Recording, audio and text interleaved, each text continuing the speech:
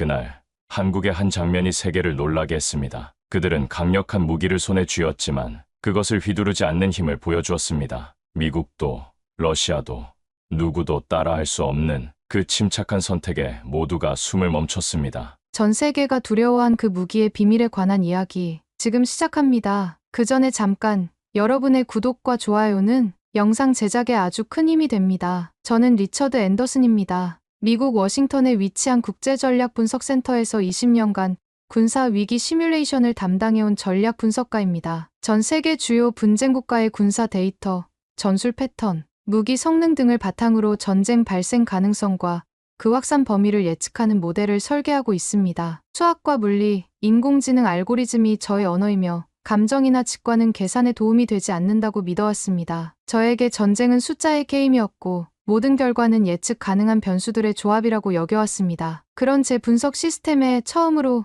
예외 경고가 떠오른 건 몇 달 전 한국 동해 해역에서 벌어진 한 모의 실험이었습니다. 미합참에 연동된 실시간 전장 시뮬레이션 프로그램 상에서 한국 해군의 가상 작전은 단 한 번도 실패 판정을 받지 않았습니다. 수직 발사관 기반의 탄도 미사일 반격 시나리오에서 한국 측 대응은 적 잠수함의 공격 지점보다 0점 먼저 전술 좌표를 확보했고 이는 데이터상 불가능한 반응 속도로 간주됐습니다. 저는 시뮬레이션 로그를 수차례 검토했고 AI 분석 모듈의 오류 가능성까지 점검했지만 결과는 매번 동일했습니다. 저는 단순 오류일 것이라 생각했습니다. 하지만 이상한 점은 같은 실험을 3회 반복했을 때마다 한국 쪽 무기 시스템만이 예외값을 보여줬다는 겁니다. 도무지 설명이 되지 않았습니다. 설계도상으로는 불가능한 기동, 공식 데이터에 존재하지 않는 반응 변수였습니다. 다른 국가들의 시뮬레이션은 모두 예상 범위 안에서 움직였는데 유독 한국만이 계산을 벗어나고 있었습니다. 동료 분석가들은 웃으며 넘겼습니다. 한국,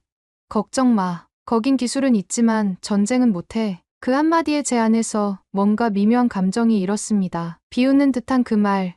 그리고 이상하게도 계속 마음에 걸리던 수치 하나였습니다. 왜 하필 한국이었을까? 왜 그들만이 제 시스템에서 예외로 분류되었을까? 저는 한국의 최신 주력 잠수함, 도산한 창호함에 대해 다시 살펴보기 시작했습니다. 세부 재원은 제한적이었지만 공개된 자료만으로도 한 가지 확신이 들었습니다. 이건 단순한 함선이 아니었습니다. 기술적 스펙보다도 그 함선을 둘러싼 맥락들이 더 인상적이었습니다. 가장 먼저 눈에 띈 것은 디젤 전기 추진 방식임에도 불구하고 세계 최초로 SEM을 탑재했다는 점이었습니다. 이건 군사 상식상 거의 불가능한 조합이었습니다. 핵추진이 아닌 재래식 잠수함에 전략 무기를 탑재한다는 건 기술적 도전을 넘어선 철학적 선택이었습니다. 제 뇌 속에 붉은 점 하나가 찍히는 듯했습니다. 계산도, 통계도, 이론도 설명하지 못하는 결정적 직감이 스며들기 시작했습니다. 그때까지만 해도 그 직감이 제 인생의 모든 공식을 부숴놓을 줄은 저는 정말 몰랐습니다. 몇 달 뒤 저는 한국 국방부로부터 공식 초청을 받았습니다. 군사기술 교류 명목의 방문이었지만 정확히 말하면 한국 측은 자신들의 무기 체계에 대해 제게 무엇도 증명할 필요가 없다는 입장이었습니다. 그저 한번 직접 보시죠. 라는 짧은 초대장이 전부였습니다. 이상했습니다. 대부분의 국가들은 자국의 군사력을 과시하거나 숨기려 했는데 한국은 그냥 보라고 했습니다. 마치 확신에 찬 듯한 태도였습니다. 서울에서 KTX를 타고 남쪽으로 몇 시간, 경상남도 진해 해군기지에 도착했습니다. 비가 막 그친 회색 바다 위로 안개 속에 잠긴 회색 함선들이 조용히 부유하고 있었습니다. 그 광경은 전혀 화려하지 않았지만 묵직한 존재감으로 제 발걸음을 멈춰 세웠습니다. 저를 안내한 사람은 홍중령이었습니다. 도산한 창호함의 실전 작전 시연을 담당한 장교였죠. 첫인상은 단정했습니다. 과도한 경례도 없었고 불필요한 설명도 없었습니다. 그는 조용히 말했습니다. 이쪽입니다. 말보다는 그냥 직접 보시는 게 빠르실 겁니다. 그 말엔 자부심도 과시도 없었습니다. 그저 확신, 단단하게 다져진 내부의 확신만이 있었습니다. 함선 내부는 정숙하고 정돈되어 있었습니다. 수십 개의 계기와 전술 모니터들이 철저히 기능 중심으로 배치되어 있었고 그중 가장 깊은 구획 전술 통제실 한켠엔 작은 보안 패널이 부착된 컨트롤 박스가 자리 잡고 있었습니다. 그 장치는 유독 깨끗하게 관리되고 있었고 주변의 정리 상태와 대비되어 오히려 더 강하게 시선을 끌었습니다. 그것이 무엇을 작동시키는지는 설명되지 않았지만 저는 직감했습니다. 이 함선의 마지막 결정을 내려야 할 순간 모든 선택은 바로 저 장치로 수렴된다는 것을. 저게 뭡니까? 평시에는 아무도 건드리지 않습니다. 그럼 누가 최종 결정을? 그는 제 눈을 똑바로 바라보며 말했습니다. 우린 결정을 내린다는 생각을 먼저 하지 않습니다. 지켜야 하는 이유가 있다면 그때 결심한다는 순서입니다. 그 순간 저는 이 나라의 무기가 공격이 아닌 결단의 상징이라는 사실을 처음으로 실감했습니다. SLBM이라는 이름만 들어도 지구 반대편에서도 긴장을 느낄 수 있는 전략 무기였습니다. 그러나 이 함에서는 그것이 억제의 도구로 존재하고 있었습니다. 결정을 내리기 위한 장치가 아니라 결정을 유보하기 위한 상징이었습니다. 그때 깨달았습니다. 이 나라의 무기는 결정을 내리기 위해 만든 것이 아니라 결정을 유보하기 위해 만든 것이었습니다. 무기를 설계한 사람들의 철학, 그 무기를 지키는 사람들의 눈빛, 그리고 결단을 가슴에 새기는 방식. 그건 제가 수천 개의 알고리즘을 돌려도 도출해낼 수 없는 유형의 힘이었습니다. 워싱턴으로 돌아온 후 저는 곧바로 분석국 내 전략전파팀 회의에 복귀했습니다. 제 역할은 명확했습니다. 한국에서 수집한 기술 자료와 체험 내용을 기반으로 잠수함 전력 시뮬레이션 업데이트 초안을 작성하는 일이었습니다. 이건 제가 수십 번도 더 해본 일상적인 업무였습니다. 데이터를 정리하고 분석하고 결론을 도출하는 것. 그런데 이번만큼은 달랐습니다. 노트북 앞에 앉은 지 몇 시간째 화면 위에는 아무런 단어도 입력되지 않았습니다. 데이터는 충분했고 사진과 설계 정보, 위치 좌표까지 정리되어 있었지만 어쩐지 그 모든 정보가 진짜를 설명해주지 못하고 있다는 생각이 들었습니다. 제가 본 것은 단순한 기술이나 무기가 아니었습니다. 그건 철학이었고 신념이었고 결단이었습니다. 하지만 그런 것들을 어떻게 보고서에 담을 수 있겠습니까? 제 머릿속엔 자꾸만 진해 해역의 조용한 바다, 그리고 그 안개 속에서 들려온 홍중령의 그 말이 떠올랐습니다. 우린 먼저 누르지 않습니다. 하지만 살아남기 위해선 결심해야 할 때가 있습니다. 그 말의 무게감이 계속 저를 짓눌렀습니다. 이건 단순한 군사 전략이 아니었습니다. 이건 한 민족의 생존 철학이었습니다. 그 순간 전 세계를 대상으로 만들어진 제 알고리즘이 단 하나의 나라만 계산하지 못한다는 사실이 너무나도 분명해졌습니다. 한국은 제 시스템이 전제하고 있는 모든 가정들을 무너뜨리고 있었습니다. 국가는 이성적으로 행동한다. 무기는 공격을 위해 존재한다. 전쟁은 승리를 목적으로 한다. 하지만 한국은 달랐습니다. 그들은 감정과 신념으로 움직였고 무기를 억제를 위해 사용했으며 전쟁보다는 평화를 선택했습니다. 보고서를 제출하기 전 저는 부국장 워너에게 초안을 검토받았습니다. 그는 조용히 스크린을 넘기며 말했습니다. 이건 기술적 분석이 아닙니다. 당신, 감정에 휘둘린 겁니까? 저는 대답하지 않았습니다. 그가 이어 말했습니다. 결단, 철학, 그런 건 전략이 아닙니다. 우린 확률을 예측하는 부서입니다. 리처드, 저는 조용히 고개를 들었습니다. 그래서 그 나라만은 예측할 수 없는 겁니다. 그 말에 회의실 안공기가 무거워졌습니다. 누군가 웃음 섞인 목소리로 말했습니다. 한국이 위협이라는 뜻입니까? 저는 그 질문에 고개를 저었습니다. 아닙니다. 한국은 위협이 아니라 선언입니다. 필요할 때만 작동하는 스스로를 통제할 수 있는 유일한 선언입니다. 그 말에 아무도 더 이상 질문하지 않았습니다. 회의실은 어색한 정적에 빠졌습니다. 제가 말한 것이 그들에게는 이해되지 않는 언어였던 것 같습니다. 그들은 여전히 숫자와 데이터의 세계에 살고 있었고 저는 이미 그 세계를 벗어나 있었습니다. 그날 밤 저는 보고서를 전송하지 않았습니다. 대신 시스템에 이렇게 기록해두었습니다. 한국은 시뮬레이션을 거부하는 나라다. 우리는 그들의 무기를 분석할 수 있지만 그들의 결심은 예측할 수 없다. 그러므로 이 변수는 전략에 포함시키지 않는다. 며칠 뒤 저는 미 국방전략분석국 내 조정위원회에서 한국 관련 보고를 구두로 발표하게 됐습니다. 발표 제목은 공식적으로는 비확산국 전략 억제력 평가 사례 대한민국이었지만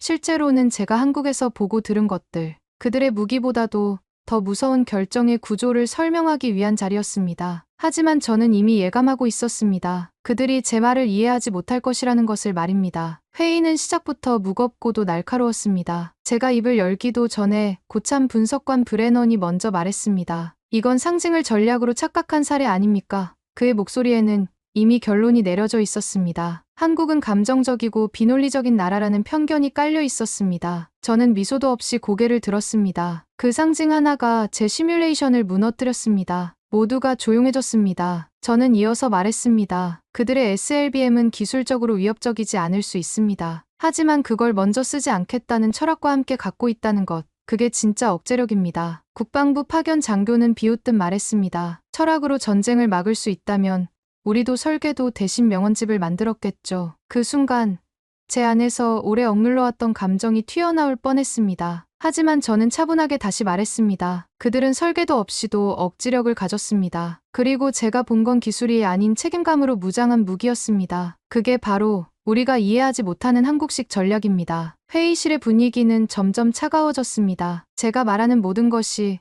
그들에게는 비과학적이고 감정적인 것으로 들렸을 것입니다. 그들은 여전히 킬로톤과 사거리, 반응 시간으로만 세상을 바라보고 있었습니다. 하지만 저는 이미 그런 세계를 넘어서 있었습니다. 저는 한국에서 숫자로는 측정할 수 없는 힘을 목격했습니다. 하지만 회의가 끝난 뒤 저는 워너 부국장에게 불려갔습니다. 리처드, 우린 상징을 경계합니다. 이 조직은 수치와 논리를 믿습니다. 이번 건에서 당신이 받은 인상은 지나치게 인간적이에요. 그의 말은 냉정했지만 저는 오히려 확신이 들었습니다. 인간적이라는 것, 그것이 바로 한국의 힘이었습니다. 저는 조용히 대답했습니다. 맞습니다. 그들이 인간이기 때문에 저는 무서운 겁니다. 만약 그 무기를 가진 이들이 기계처럼 차가웠다면 오히려 덜 위협적이었을 겁니다. 기계는 예측 가능하지만 인간의 결심은 예측할 수 없습니다. 특히 자신의 신념을 위해서라면 모든 것을 걸 수 있는 사람들의 결심은 더욱 그렇습니다. 그는 한참 말이 없더니 한마디를 던졌습니다. 당신,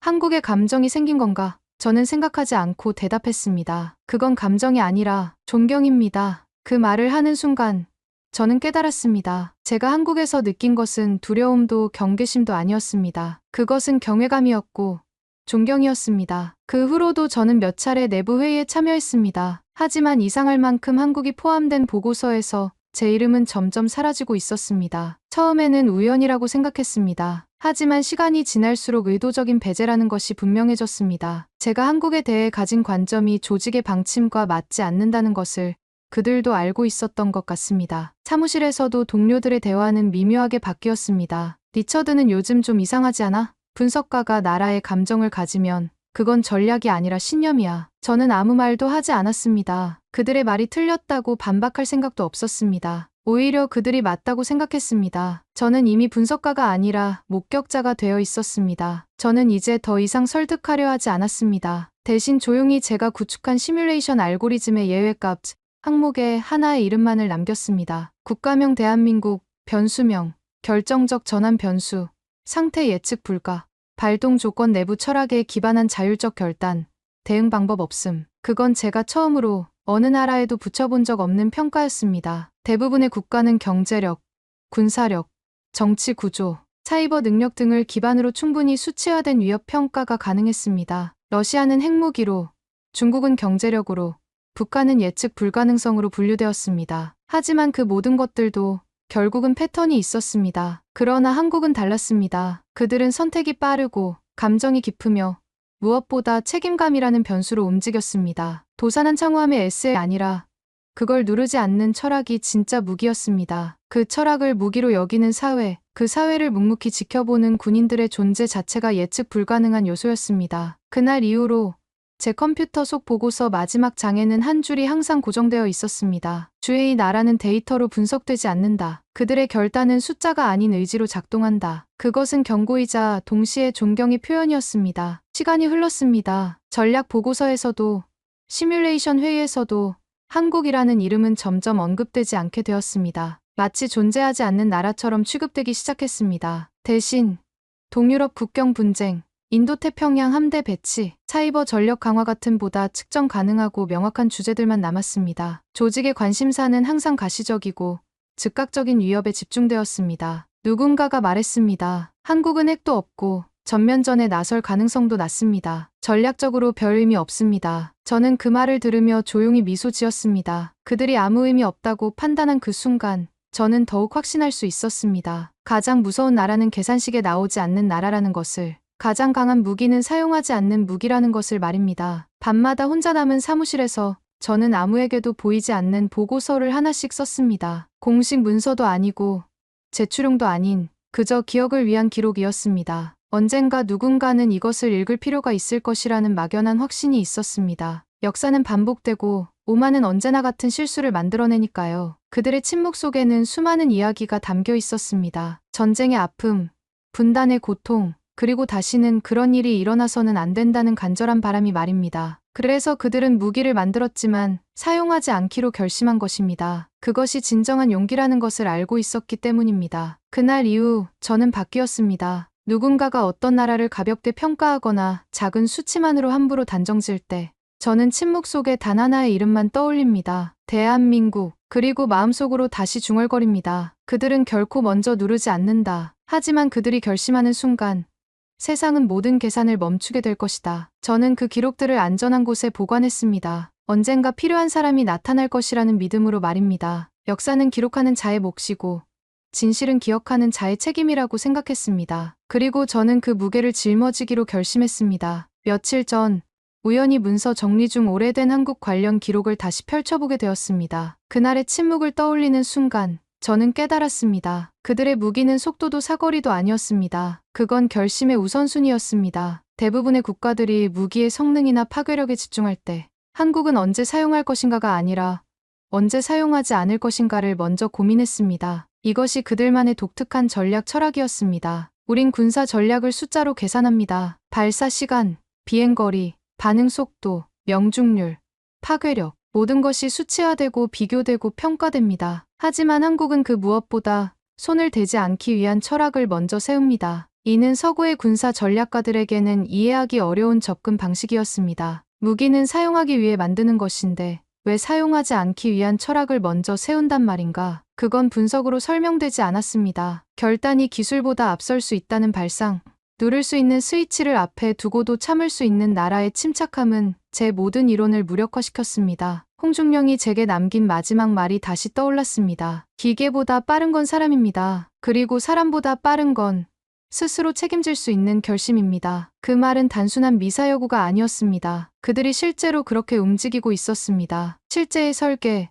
실제의 지휘 체계, 실제의 훈련 방식 그 모두는 결심을 중심으로 짜여 있었습니다. 기술적 우위보다는 도덕적 우위를, 화력의 강함보다는 의지의 강함을 추구하고 있었습니다. 저는 이 사실을 누구보다 잘 알고 있었습니다. 왜냐하면 그 철학 하나로 제가 만든 20년치의 시뮬레이션이 단 한 번에 무너졌기 때문입니다. 제 시스템은 국가들이 합리적이고 예측 가능하게 행동한다는 전제하에 구축되었습니다. 하지만 한국은 합리성보다는 신념을, 예측 가능성보다는 원칙을 택했습니다. 세계는 기술로 군비를 키워가지만 한국은 누르지 않는 것을 기술보다 먼저 배운 나라였습니다. 그건 복제되지 않는 전략이었습니다. 다른 나라들이 아무리 한국의 기술을 모방하려 해도 그들의 철학은 모방할 수 없었습니다. 왜냐하면 그것은 수천 년의 역사와 문화, 그리고 아픔 속에서 터득한 지혜였기 때문입니다. 그리고 무엇보다도 경외해야 할 선택 방식이었습니다. 이후 저는 내 보고서에 이렇게 썼습니다. 이 나라는 군사 분석의 외곽에 두어야 한다. 왜냐하면 이들의 무기는 언제 쓸 것인가 보다 언제 쓰지 않을 것인가를 먼저 설계했기 때문이다. 그게 바로 제가 지금까지 본 어떤 핵무기보다도 무서우면서도 숭고했던 결심의 힘이었습니다. 그날은 조용한 오후였습니다. 평소처럼 사무실에서 시뮬레이션 결과를 정리하던 중 우연히 저장되지 않은 예전 실험 로그 하나를 열게 되었습니다. 파일명은 단순했습니다. 바로 한국 잠수함 대응 실험 초기 버전이었습니다. 몇 달 전에 그 데이터를 보는 순간 저는 문득 호기심이 생겼습니다. 그때와 지금 과연 제 관점이 얼마나 달라졌을까? 호기심 반, 습관 반으로 시뮬레이션을 다시 돌려봤습니다. 결과는 여전히 동일했습니다. 모든 가상 시나리오에서 한국의 대응은 예상 범위를 초과한다는 결과였습니다. 하지만 이번에는 그 이유를 알 수 있었습니다. 그건 설계상의 오류가 아니었습니다. 그건 단순한 기술 우위도 아니었습니다. 그건 철저히 계산을 거부하는 결심의 타이밍 때문이었습니다. 한국은 누르지 않았습니다. 그러나 한 번 결심한 순간 그 타이밍은 시뮬레이션이 감당할 수 없는 속도로 움직였습니다. 마치 오랫동안 압축된 용수철이 한순간에 풀리는 것처럼 그들의 결단은 예측 불가능한 폭발력을 가지고 있었습니다. 제 시스템은 그런 변수를 처리할 수 없었습니다. 그걸 본 순간 제 안에 있던 단 하나의 확신이 무너졌습니다. 모든 전략은 예측 가능해야 한다. 이건 제 오랜 신념이었습니다. 그 신념은 지금껏 수많은 리스크를 피해가는 나침반이 되어주었고 동료들이 절 냉철한 분석가로 부르게 만든 기반이었습니다. 제 자존심이자 정체성이었습니다. 하지만 지금 한국이라는 변수 앞에서 그 신념이 무력하게 붕괴되고 있었습니다. 20년간 쌓아온 모든 이론과 경험이 한순간에 의미를 잃어버렸습니다. 저는 자리를 박차고 일어나 창가로 걸어갔습니다. 바깥은 고요했고 사무실은 정적에 잠겨 있었습니다. 하지만 제 마음은 폭풍우가 치고 있었습니다. 이윽고 천천히 깨달았습니다. 그들이 가진 건 무기가 아니라 내가 평생 외면해왔던 인간적인 직감이었다는 것을. 결심의 힘, 스스로에게 책임지는 방식, 그리고 그 침묵 속에 숨어있는 멈춤의 전략. 그건 나와 같은 사람이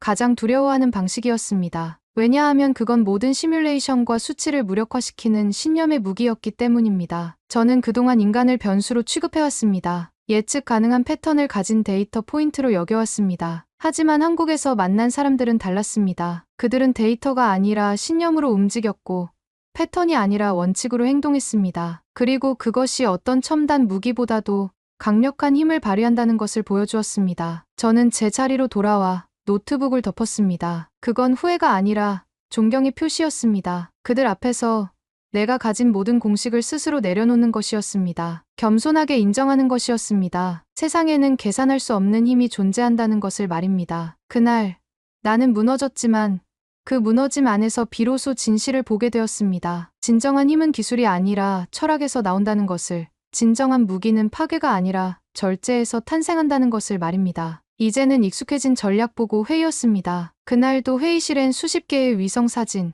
전술 지도, 적성국의 정보 패턴이 스크린을 가득 채우고 있었습니다. 늘 봐오던 풍경이었지만 이제 제게는 모든 것이 다르게 보였습니다. 그 화려한 데이터들이 얼마나 불완전한지, 얼마나 많은 것들을 놓치고 있는지를 알게 되었기 때문입니다. 하지만 발표 말미, 한 장의 슬라이드가 저를 멈춰 세웠습니다. 대한민국 즉 전략 시뮬레이션에서 한국의 모델은 생략되었다는 뜻이었습니다. 누군가가 조용히 말했습니다. 한국은 변수가 적고 독자적 결단 가능성이 낮으니 분석 가치가 낮다고 판단됐습니다. 그들은 한국을 단순히 미국의 동맹국 정도로만 인식하고 있었습니다. 그 말을 듣는 순간 제 안에서 뭔가 부서지는 소리를 들었습니다. 결국 이 조직은 한국을 예외가 아닌 무시의 대상으로 분류한 것이었습니다. 가장 중요한 변수를 가장 하찮은 것으로 취급하고 있었습니다. 저는 조용히 손을 들었습니다. 발언해도 되겠습니까? 모두가 저를 바라보았습니다. 한동안 입을 열지 못하다가 저는 천천히 말했습니다. 한국은 분석에서 제외된 게 아닙니다. 우리가 감히 다룰 수 없기 때문에 경계 밖에 세운 것입니다. 왜냐하면 한국은 전략이 아니라 철학이기 때문입니다. 회의실이 조용해졌습니다. 아무도 말을 잇지 않았습니다. 제 말이 그들에게는 생소하게 들렸을 것입니다. 하지만 저는 계속해서 말해야 했습니다. 저는 말을 이어갔습니다. 우리가 한국을 무시하면 할수록 그들은 더욱 조용히 자신을 준비합니다. 그 침묵 속엔 위협이 있는 것이 아니라 절대 먼저 움직이지 않겠다는 책임이 있습니다. 그리고 그 책임감이야말로 전 세계에서 가장 무서운 무기입니다. 저는 도산한 창호함에서 본 그 컨트롤 박스를 떠올렸습니다. 누구도 함부로 건드리지 않지만 필요하다면 언제든 사용할 수 있는 그 상징을 말입니다. 어느 누구도 반박하지 않았습니다. 제 말이 너무 단호했기 때문일 수도 있고 아니면 이해할 수 없어서였을 수도 있습니다. 그들은 결심을 전략보다 먼저 배웁니다. 그리고 결심이란 건 어떤 인공지능도 예측할 수 없는 인간의 고유한 능력입니다. 저는 홍중령의 눈빛을 떠올렸습니다. 그 확신에 찬 시선, 그리고 무엇보다 흔들리지 않는 신념을 말입니다. 한국의 무기는 기술적 우위에 있지 않았습니다. 그것은 도덕적 우위, 철학적 우위에 있었습니다. 그들은 무기를 만들었지만 사용하지 않기로 결심한 나라였습니다. 그리고 그 결심 자체가 어떤 핵무기보다도 강력한 억제력을 발휘하고 있었습니다. 이것을 이해하지 못하는 한 우리는 영원히 한국을 제대로 평가할 수 없을 것입니다. 그날 회의가 끝난 후 저는 제 책상으로 돌아와 단 하나의 문장을 기록했습니다. 대한민국은 시뮬레이션 불가, 전술적 예외가 아닌 철학적 독립 대상. 그 순간 저는 오히려 안도했습니다. 어느 누구도 그 나라를 제대로 분석하지 못하는 지금 이 순간이 그들이 가진 유일하고도 숭고한 무기의 실체임을 저는 너무도 분명히 알고 있었기 때문입니다. 요즘 저는 회의에서 점점 말을 아끼게 되었습니다. 누군가가 한국 이야기를 꺼내면 다들 가볍게 웃거나 그쪽은 위협 순위에서 내려왔지라며 흘려듣습니다. 마치 이미 결론이 내려진 것처럼 한국은 고려할 가치도 없는 나라로 취급받고 있습니다. 하지만 저는 그럴 때마다 조용히 그들을 바라봅니다. 그리고 속으로만 중얼거립니다. 당신들이 그렇게 말할 수 있는 건 그들이 아직 결심하지 않았기 때문입니다. 가끔 제게 묻는 사람들이 있습니다. 리처드, 당신은 한국을 위협이라고 보나요? 저는 고개를 젓습니다. 아닙니다. 한국은 위협이 아니라 선언입니다. 우리는 먼저 움직이지 않겠다는 절제의 선언이자, 하지만 우리가 결심할 땐 후회하게 만들겠다는 책임의 선언입니다. 그들의 무기는 파괴가 아니라 자제에서 나오는 힘이었습니다. 그들은 스위치를 만들었습니다. 하지만 그걸 누르지 않는 나라가 되기로 결심했습니다. 그건 그 어떤 핵보다, 그 어떤 인공지능 전투기보다 훨씬 더 무겁고 정확한 선택입니다. 왜냐하면 누르지 않는 선택이야말로 진정한 용기이기 때문입니다. 누구나 버튼을 누를 수는 있지만 누르지 않기로 결심하는 것은 오직 현명한 자만이 할 수 있는 일입니다. 그들의 무기는 창고에 숨겨져 있지 않습니다. 뉴스에 나오지도 않고 위성 사진에도 잡히지 않습니다. 이 모든 것이 한국이라는 나라가 가진 진짜 억제력이며 우리가 결코 계산하지 못하는 존재의 방식입니다. 그들은 숫자로 평가될 수 없고 공식으로 예측될 수도 없습니다. 왜냐하면 그들의 힘은 기술에서 나오는 것이 아니라 철학에서 나오기 때문입니다. 그리고 철학은 복사할 수도 없고 모방할 수도 없는 그들만의 고유한 자산입니다. 그래서 저는 이렇게 결론을 내립니다. 한국은 변수가 아닙니다. 그들은 결심 그 자체입니다. 언젠가 역사가 이 시대를 평가할 때 가장 현명했던 나라로 기억될 것은 가장 강한 무기를 가졌지만 사용하지 않기로 결심한 나라일 것입니다. 저는 이제 확신합니다. 진정한 승리는 전쟁에서 이기는 것이 아니라 전쟁을 하지 않는 것이라는 것을. 그리고 그런 승리를 이룰 수 있는 나라가 바로 대한민국이라는 것을 말입니다. 그들은 세상에서 가장 무서운 무기를 가지고 있습니다. 바로 사용하지 않을 수 있는 자제력이라는 무기를 말입니다. 오늘 사연에 대한 여러분의 생각을 댓글로 남겨주세요. 감동뭉클에서는 여러분의 소중한 마음을 모아 사연 주인공들에게 전해드리고 있습니다. 여러분 주변에 감동적이거나 재미있는 실제 사연들을 제보받고 있으니 언제든 저희 공식 메일로 제보해주세요. 오늘 들려드린 사연에 공감하셨다면 구독과 좋아요 눌러주시고 주변 분들과도 공유해주세요. 여러분의 작은 관심과 응원이 더욱 좋은 콘텐츠를 만드는 데 큰 힘이 됩니다. 오늘도 여러분의 하루의 작은 즐거움이라도 되었기를 바라며 지금까지 감동뭉클이었습니다. 끝까지 시청해주셔서 감사합니다. 다음에 더 감동적인 사연으로 찾아뵙겠습니다.